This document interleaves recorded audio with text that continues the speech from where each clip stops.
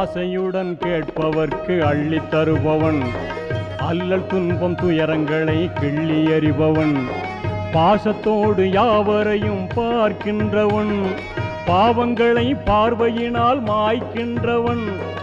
அல்லல் படும் மாந்தர்களே அயராதீர்கள், அல்லாவின் பேரருளை நம்பி நில்லுங்கள். அவனிடத்தில் குறையனைத்தும் சொல்லி காட்டுங்கள், அன்பு நோக்கு தருகவென்று அழுது கேளுங்கள். இறைவனிடம் கையேந்துங்கள், அவன் இல்லை என்று சொல்லுவதில்லை.